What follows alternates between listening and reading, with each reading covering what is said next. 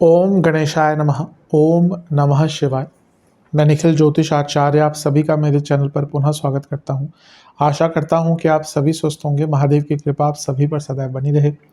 कि वीडियो कुंभ यानी कि एक्वेरियस के लिए बहुत विशेष है, क्योंकि वीडियो है आने वाले सप्ताह यानी कि 12 मई से 18 मई 2025 के साप्ताहिक राशिफल के बारे में। कैसा रहेगा आने वाला सप्ताह कुंभ के लिए, एक्वेरियस के लिए। जो मेरा साप्ताहिक राशिफल होता है वो प्रमुखतः चंद्रमा और उनकी गति पर आधारित होता है। चंद्रमा एक ऐसे विशेष ग्रह हैं जो बहुत तेज गति से भागते हैं और करीबन 2.25 से 2.5 दिन में अपनी राशि बदल लेते हैं। तो स्वाभाविक है कि पूरा हफ्ता जो कि 7 दिन का होता है उसमें चंद्रमा कई बार राशि बदलेंगे।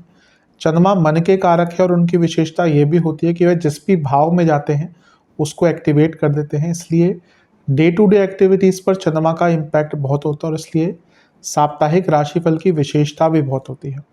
क्या प्रभाव रहेगा आने वाले सप्ताह में चंद्रमा का हमारे जीवन पर या बाकी ग्रहों का हमारे जीवन पर, ज्योतिष के माध्यम से थोड़ी बहुत गाइडेंस प्राप्त करने के लिए ये जो साप्ताहिक राशिफल होता है ये अति विशेष होता है। यदि आपकी लग्न राशि या चंद्र राशि कुंभ है, दोनों ही गाइडेंस के लिए इस राशिफल को देख सकते हैं। जहां से ज़्यादा रिलेट करता है, सूट करता है, वहां से इसको देखिए। व्यक्तिगत तौर पे मेरा मानना है लग्न राशि से देखेंगे तो अच्छा है। इनकेस नहीं पता आपको अपनी लग्न राशि तो आप अपनी चंद्र राशि से भी इसको देख सकते हैं। तो शुरू करते हैं इस अत्यंत महत्वपूर्ण साप्ताहिक राशिफल का। चंद्रमा आपके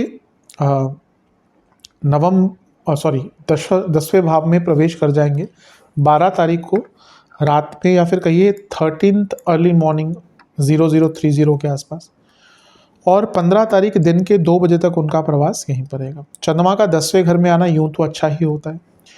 वो अर्थ त्रिकोण के स्वामी हैं तो अर्थ त्रिकोण में ही जा रहे हैं, ये और भी अच्छा है।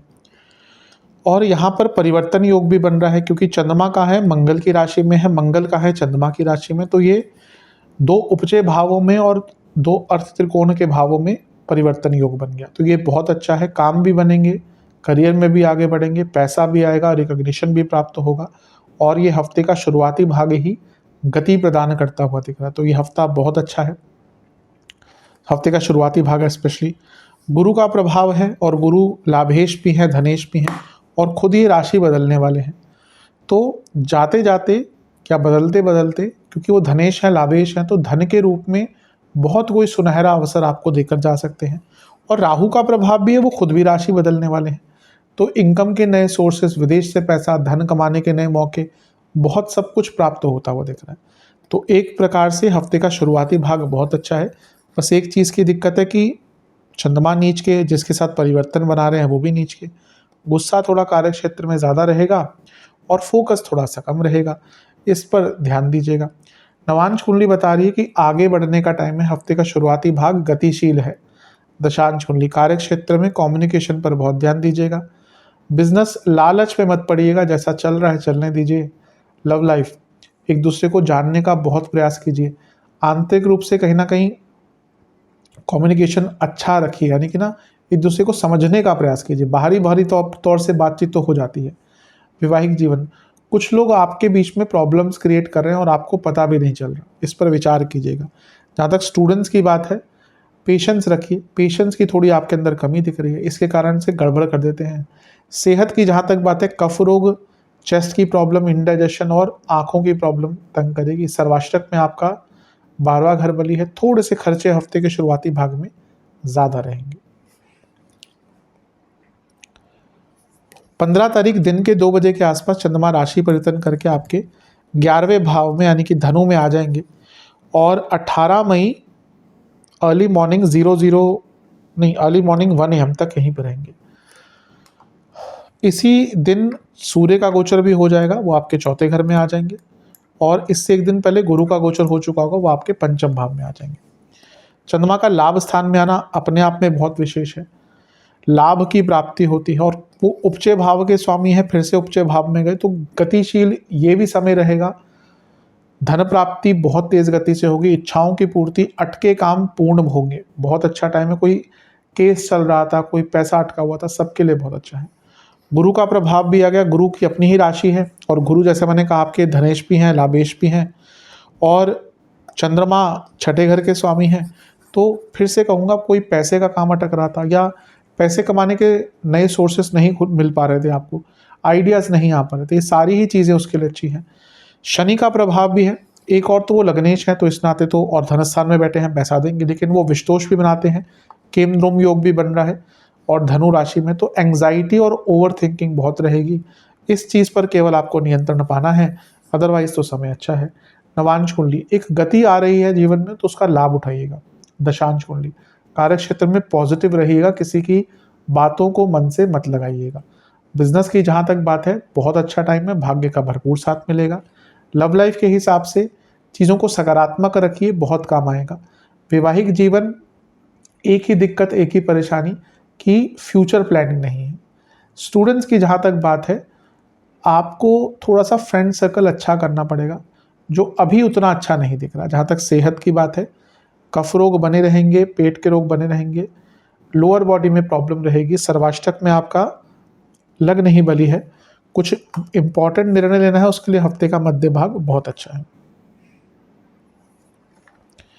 18 तारीख अर्ली मॉर्निंग 1 AM चंद्रमा 12वें घर में आ जाएंगे, यानी कि मकर में। सप्ताह के अंत तक यहीं पर रहेंगे।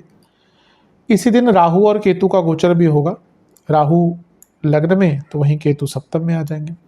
चंद्रमा का 12वें घर में जाना बहुत अच्छा नहीं होता। यहाँ पे फिर से केमद्रुम योग बन रहा है, तो मानसिक दृष्टिकोण से तो नेगेटिव है ही। एक अच्छी चीज़ है कि विपरीत राजयोग बन रहा है, तो इससे क्योंकि वो चौथे घर के स्वामी, सॉरी छठे घर के स्वामी है और 12वें घर में बैठे हैं। चंद्रमा का विपरीत राज्यों को इतना स्ट्रांग नहीं होता, मैं कई बार बताता हूँ, लेकिन फिर भी क्योंकि छठे घर के मंगल भी देख रहे हैं, चंद्र मंगल योग, और छठे घर में नीच का ग्रह तो और भी स्ट्रांग हो जाता है। तो कोई लीगल कार्य, जैसे विदेश का कार्य, पैसे का कार्य, यहाँ पे इस हफ्ते आपका, क्योंकि शुरुआत में भी ऐसा योग था, अंत में भी है। चंद्र मंगल योग बन रहा है, ये भी अच्छा है, लेकिन क्योंकि चंद्रमा 12वें घर में है, मंगल नीच के हैं, तो फ्रस्ट्रेशन और एंगर बहुत रहेगा, उस पर ध्यान दीजिएगा। और गुरु से क्योंकि अष्टम में है, तो ये शकट योग बन गया। शकट योग से क्या होता है कि बने बनाए काम थोड़े से विलंबित होते हैं। अब ये मंगल का प्रभाव है, चंद्र मंगल योग है, धन प्राप्ति के लिए, 2 नंबर के काम के लिए बहुत अच्छा है। मंगल खुद आपके कर्मेश हैं, 2 उपचय भावों के स्वामी उपचय भाव में बैठे हुए हैं, उपचय भाव के स्वामी को देखें तो गति तो रहेगी इस हफ्ते के, लेकिन ना क्योंकि चंद्र मंगल योग है, मंगल नीच का, तो गुस्सा, फ्रस्ट्रेशन, छोटी छोटी बातों पे इरिटेशन, और गुरु का शकट योग भी बन गया, तो जब कार्य डिले होता है तो हम फ्रस्ट्रेट और होते हैं। तो फ्रस्ट्रेशन से थोड़ा सा बचिएगा, अपने आप बचाइएगा अपने आप को। नवांश कुंडली बताती है कोई बड़ा निर्णय नहीं लेना। दशांश कुंडली, कार्य क्षेत्र में अगर आप जॉब चेंज करने का विचार करें, तो स्पेशली विदेश में जॉब ढूंढ रहे थे, तो टाइम बहुत अच्छा है। बिजनेस में अच्छा टाइम है, सपोर्ट मिलेगा, खर्चों पर कंट्रोल कीजिएगा। लव लाइफ, ये हफ्ता ऐसा है, पूरा ही कहूँगा, जहाँ पे ना एक अवेयरनेस आपको लानी है अपने पार्टनर की ज़रूरतों के बारे में। वैवाहिक जीवन ठीक है, ऐसी कोई दिक्कत नहीं दिख रही, बल्कि किसी के इंटरवेंशन से चीज़ें और भी बेटर हो सकती हैं। अगर लड़ाई झगड़े चल रहे थे, कोई म्यूचुअल फ्रेंड है उससे, स्टूडेंट्स बहुत ओवर थिंकिंग करेंगे। समय बहुत अच्छा, लेकिन ओवर थिंकिंग बहुत ज़्यादा दिख रही है। सेहत के हिसाब से ब्लड डिसऑर्डर, बीपी की प्रॉब्लम, एसिडिटी, सर्वाष्टक में आपका 12वां घर ही बली है। विदेश संबंधित कार्यों में सफलता मिलेगी। उपाय के स्वरूप में आपको शनि चालीसा का 2 बार पाठ करना है। आशा करता हूँ कि वीडियो काम आएगी। चैनल पर नए हैं, सब्सक्राइब कीजिए, वीडियो को लाइक कीजिए। मिलता हूँ आप सभी से अगली वीडियो में, तब तक के लिए ओम नमः शिवाय।